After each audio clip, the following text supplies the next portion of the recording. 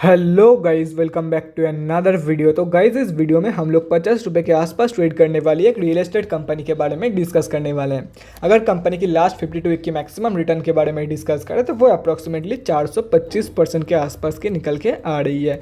Company undervalued है and उसके साथ साथ company is expected to give a good quarterly result in March quarter. अगर March की क्वार्टर में जितना एक्सपेक्ट किया जा रहा है, अगर कंपनी वैसा ही परफॉर्म करती है तो उस दौरान आप लोग एक बहुत ही सही रिटर्न एक्सपेक्ट कर सकते हो, प्रॉफिट गेन एक्सपेक्ट कर सकते हो फ्रॉम दिस कंपनी। इस कंपनी में हम अब जैसे छोटे मोटे रिटेलर की जो होल्डिंग है वो 35% के आसपास निकल के आ रही है। तो गाइज इस वीडियो में हम लोग बेसिकली 3 पॉइंट कवर करेंगे। So the first point is fundamental analysis. यहाँ पे हम लोग देखेंगे कि कंपनी कौन सी है एंड कंपनी फंडामेंटली कैसी है for short term trade and long term investment purpose. Second point is volume analysis. Volume को एनालाइज करके हम लोग फ्यूचर ट्रेंड के बारे में अंदाज़ा लगाने की कोशिश करेंगे। And the third point is technical analysis. यहाँ पे हम लोग डिस्कस करेंगे डिफरेंट टेक्निकल्स के बारे में, मतलब कहाँ पे आप लोग बाई करके चल सकते हो एंड क्या आप लोगों की टारगेट रहने वाली है फॉर स्विंग ट्रेडिंग। तो गाइज बिना टाइम वेस्ट किए पहली पॉइंट की तरफ बढ़ते हैं और देखते हैं कि कंपनी कौन सी है एंड कंपनी फंडामेंटली कैसी है। तो गाइज यहाँ पे आप लोग कंपनी का नेम देख सकते हो, हफटाउन लिमिटेड। कंपनी बेसिकली एक western India based real estate company रहने वाली है। अगर कंपनी के बारे में आप लोगों को कोई भी चीज़ डिटेल में जाननी है तो कंपनी के वेबसाइट में जाके आप लोग डेफिनेटली चेक कर सकते हो।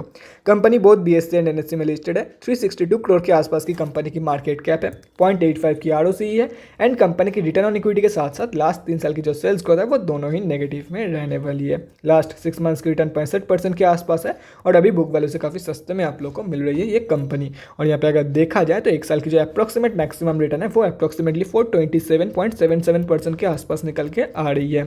डिविडेंड कंपनी देती नहीं है, फेस वैल्यू 10 की है एंड प्रमोटर्स की होल्डिंग 90.6% प्लेज हो रखा है। अगर प्रोज एंड कॉन्स के बारे में डिस्कस करें तो गाइस यहाँ पे देख सकते हो, प्रोज में से 2 पॉइंट मैंने वीडियो के स्टार्टिंग में ही डिस्कस कर दिया था और अगर लास्ट पॉइंट के बारे में डिस्कस करें तो कंपनी ने डेट रिड्यूस किया है। अगर कॉन्स में डिस्कस करें तो मैक्सिमम पॉइंट इस कंपनी के बारे में कॉन्स में ही है। देख सकते हो लास्ट क्वार्टर में प्रोमोटर्स की होल्डिंग 2.75% डिक्रीज हुई है। लास्ट 5 साल की सेल्स ग्रोथ एंड लास्ट 3 साल की जो रिटर्न ऑन इक्विटी है वो दोनों ही नेगेटिव में रहने वाली है इस कंपनी में। उसके साथ साथ कंपनी की जो डेब्टर डेज है वो भी काफ़ी हाई है and company's cost of borrowing seems high. अगर सभी के सभी पॉइंट पढ़ना चाहते हो तो यहाँ पे पॉज करके गाइस आप लोग पढ़ लेना। अगर क्वार्टरली रिजल्ट के बारे में डिस्कस करें तो दिसंबर की क्वार्टर में कंपनी ने लॉस दिया है, जैसे यहाँ पे आप लोग देख सकते हो 20 करोड़ के आसपास की कंपनी ने लॉस दिया है इन दिसंबर की क्वार्टर। और अगर करंट जीटीएम में डिस्कस करें तो करंट जीटीएम में अराउंड 44 करोड़ के आसपास की कंपनी लॉस दे रही है। बैलेंस शीट के बारे में डिस्कस करें तो डेट रिड्यूस के साथ साथ कंपनी ने रिजर्व भी रिड्यूस किया, लेकिन अभी भी अगर देखा जाए तो कंट्रोल डेट है टोटली कंपनी के पास एंड बोरोइंग्स एंड रिजर्व के बीच में जो मार्जिन है वो भी काफ़ी सही मेंटेन्ड है यहाँ पे। अगर शेयर होल्डिंग पैटर्न के बारे में डिस्कस करें तो गाइस यहाँ पे आप लोग देख सकते हो जो प्रोमोटर्स है वो धीरे धीरे क्विट कर रहे हैं कंपनी से, जैसे कि आप लोग देख सकते हो। और लास्ट क्वार्टर की कंपेरिजन में अगर देखा जाए तो प्रोमोटर्स ने अपनी होल्डिंग कम किया है एंड उसके साथ साथ DIIs ने भी अपनी होल्डिंग कम किया है। FIIs ने 0.03% जो है वो अपनी होल्डिंग इंक्रीज किया है। प्रोमोटर्स में चेक कर लो कौन कौन है गाइस, यहाँ पे आप लोग देख सकते हो किस किस का पैसा लगा हुआ है प्रोमोटर्स में। FIIs में भी देख सकते हो एंड अगर DIIs में डिस्कस करें तो 0.36% पैसा किस किस का लगा हुआ है वो यहाँ पे मेंशन नहीं है। काफ़ी सारे बड़े रिटेलर की होल्डिंग है। अगर ये सब कुछ कैलकुलेट करते हो तो हम अब जैसे छोटे मोटे रिटेलर की जो होल्डिंग है वो 35% के आसपास निकल के आ रही है। पहले शॉर्ट टर्म के बारे में डिस्कस कर देता हूँ। देखो शॉर्ट टर्म के लिए मैं यही बोलूँगा, अगर ये कंपनी आप लोग को 52 वीक लो के आसपास मिलती है तो आप लोग कंसिडर करके चल सकते हो for short term trading, otherwise मैं आप लोग को रिकमेंड नहीं करने वाला हूँ। और अगर लॉन्ग टर्म के बारे में डिस्कस करें, देखो शॉर्ट टर्म का जो ट्रेड है वो फिर से मैं एक बार आसानी से समझा देता हूँ, बहुत ही आसान तरीके से समझा देता हूँ। अगर मान लेते हैं कि कंपनी अभी ट्रेड कर रही है 49.8, कंपनी की जो 52 वीक लो है वो अराउंड 14.4 की है। अगर 20 से 30 रुपये के लेवल पे ये कंपनी आप लोग को मिल जाती है तो आप लोग शॉर्ट टर्म के लिए जा सकते हो। अदरवाइज 52 वीक लो के जितने ऊपर बाई करोगे उतना ही ज़्यादा रिस्क रहेगा, इसलिए मैं बोल रहा हूँ कि शॉर्ट टर्म ट्रेड अवॉइड भी कर सकते हो। और अगर शॉर्ट टर्म ट्रेड लेना है तो जितना हो सके 52 वीक लो के आसपास बाई करो। जितना आप लोग 52 वीक लो के आसपास बाई करोगे उतना आप लोग रिस्क फ्री रहोगे।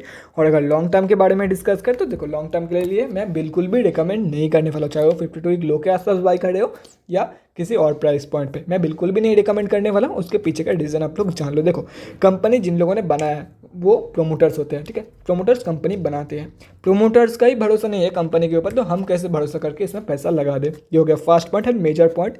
और उसके साथ साथ अगर देखो हम लोग सिंपली यहाँ पे कोई दान करने नहीं आते हैं, यहाँ पे कोई चैरिटी करने नहीं आता कि ये कंपनी डूब रही है, कंपनी की हालत ठीक नहीं है तो मैं यहाँ पे पैसा लगाता हूँ। यहाँ पे हम लोग सिर्फ और सिर्फ प्रॉफिट के लिए आते हैं। सिंपली बोल रहा हूँ, यहाँ पे सिर्फ और सिर्फ हम लोग पैसे के लिए आते हैं। तो अगर 3 साल के रिटर्न ऑन इक्विटी देखा जाए तो वो नेगेटिव में, एंड 5 साल की जो सेल्स ग्रोथ है वो भी नेगेटिव में रहने वाले। तो इसलिए मैं लॉन्ग टर्म के लिए रिकमेंड नहीं करने वाला हूँ आप लोगों को सिंपली। बाकी शॉर्ट टर्म के लिए जैसे कि मैंने बोला है आप लोग कंसिडर करके चल सकते हो, और वो भी 52 वीक लो के आसपास अगर मिले तो ही। तो गाइज ये तो हो गया हमारा फर्स्ट पॉइंट। अब हम लोग बढ़ते हैं हमारे सेकंड पॉइंट की तरफ और देखते हैं कि आज कंपनी में क्या हुआ है।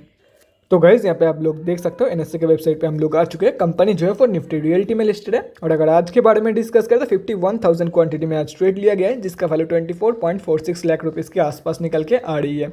1250 बाइंग ऑर्डर पेंडिंग है 48.55 के प्राइस पॉइंट पे यहाँ पे आप लोग जैसे कि देख सकते हो। और अगर डिलीवरी परसेंटेज के बारे में डिस्कस करें तो वो यहाँ पर मेंशन नहीं है। तो डिलीवरी स्ट्रेंथ तो कुछ कह नहीं सकते कि कितना वॉल्यूम की स्ट्रेंथ है। बाकी हम लोग को ये चेक करना है कि जो 51,000 के आसपास की वॉल्यूम निकल के आई है कंपनी में, क्या ये कंपनी की एवरेज वॉल्यूम है, एवरेज से ज़्यादा है या एवरेज से कम, वो हम लोग को एक बार चेक करना है, और वो हम लोग को पता चलेगा एनएससी के डेली चार्ट पे। तो गाइस बिना टाइम वेस्ट किए एनएससी के डेली चार्ट की तरफ बढ़ते हैं और देखते हैं कि वॉल्यूम का क्या सीन है, और उसके साथ साथ हम लोग स्विंग ट्रेडिंग लेवल्स के बारे में भी डिस्कस करेंगे। तो गाइज यहाँ पे हम लोग आ चुके हैं एनएससी के डेली चार्ट पे। आज कंपनी 0.92% डाउन थी, 48 रुपीज़ के आसपास, 48.5 रुपीज़ के आसपास कंपनी अभी ट्रेड कर रही है। और अगर वॉल्यूम के बारे में डिस्कस करें तो गाइज यहाँ पे देख सकते हो एवरेज से काफ़ी कम तो नहीं बोलूँगा, लेकिन एवरेज से कम वॉल्यूम ही निकल के आई है। ये जो येलो लाइन आप लोग को दिख रहा है ये 20 डे की एक्सपोनेंशियल मूविंग एवरेज है, मतलब एवरेज वॉल्यूम की लाइन भी इसको आप लोग बोल सकते हो। तो एवरेज से काफ़ी कम तो नहीं, लेकिन एवरेज से कम वॉल्यूम में निकल के आई है कंपनी में। और यहाँ पे आप लोग साफ देख सकते हो कंपनी जो है वो एक ही रेंज के अंदर कंसोलिडेट कर रही है काफ़ी दिनों से। काफ़ी दिन तो नहीं बोल सकते, लेकिन 1 2 3 4 5 6 ऑलमोस्ट 6 दिन से एक ही रेंज के अंदर ट्रेड करे। तो wait for the breakout of this range.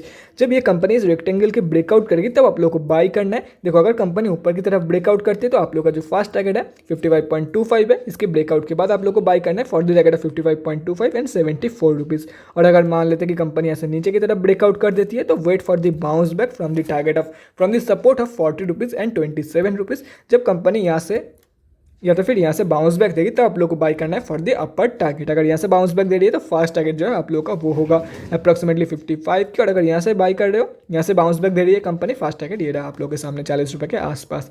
और जैसे कि मैं बोल रहा था मार्च क्वार्टर में कंपनी काफ़ी सही परफॉर्मेंस दिखा सकती है, और उसके चलते अगर company new 52 week high show करती है तो उसके कुछ पोटेंशियल लेवल्स आप लोग देख सकते हो। ये एक 100 रुपीज़ की जो लेवल है वो एक साइकोलॉजिकल लेवल है, उसके साथ साथ हम लोग बाकी के लेवल्स भी यहाँ पे आप लोग चेक कर सकते हो। 117 की सेकंड लेवल है, एंड थर्ड लेवल जो है वो 132 के आसपास के निकल के आ रही है इस कंपनी में।